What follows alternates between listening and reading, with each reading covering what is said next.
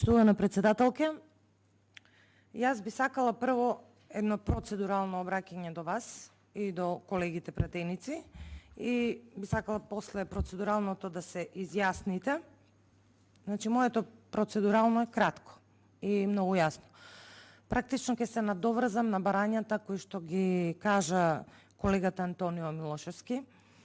Имено сметам дека ние како комисија и како пратеници прво и пред се, и вие како председателка, тука треба да ја затвориме оваа точка и повеќе да прекинеме со расправа за овој оглас и да го поништиме, односно да кажеме дека е против закон и не ги исполнува законските критериуми. Ако некој сака да биде во Советот на јавни обвинители, си има закон за Совет на јавни обвинители, кој што го носеле пратеници исто како нас, во кој што, еве, и ние сме учествувале дел, и сметам дека нема потреба да има толкување. Многу е јасен и концизен членот 32, став 1, став 2 и став 3. Имено, Светлана Жупановска не ги исполнува условите да биде член на Советот на јавни обвинители. И од тука е затворена, треба да бидеме ние да ја затвориме оваа расправа, да не се ставаме во подредена ситуација и да не се ставаме ние како пратеници во состојба да го кршиме законот. За јавноста, уште еднаш ќе прочитам, а и за вас, почитувана председателке, што ние во моментот прекршуваме член 32 од Законот за Советот на јавни обвинители.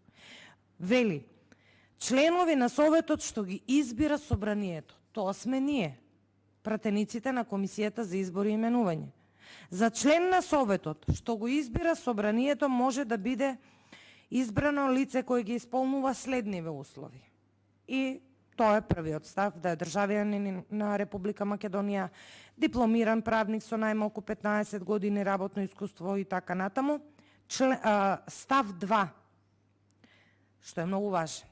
Членот на Советот што ги избира собранието, многу е експлицитно наведено во законот.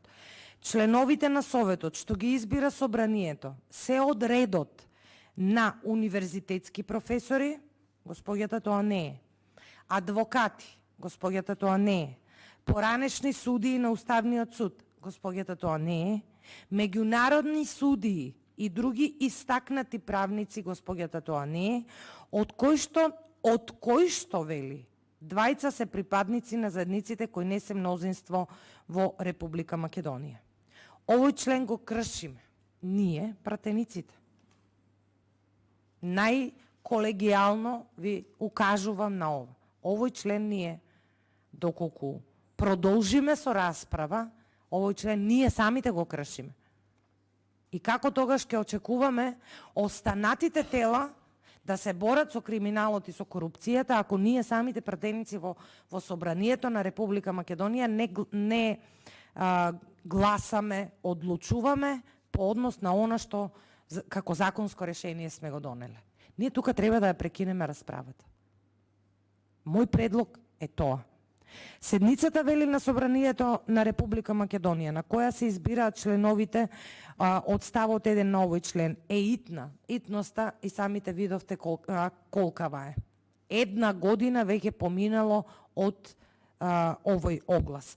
Очекувам, председателке, од вас, ова е процедурално моје обраќање, доколку истото не го прифатите, за жал ќе бидам приморана да се јавам за збор како што сум и јавена, но најколегијално, повторно ќе кажам, ве советувам, ви препорачувам дека ние тука треба да сопреме со расправа.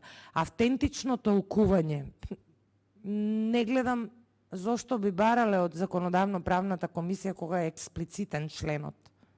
Многу е јасен и нема што дополнително конфузија да ствараме помеѓу нас, затоа што си кажал законот што и како ние треба да, кого и ние, како треба ние да одбереме. Значи, овој конкурс едноставно треба да биде поништен. Благодарам.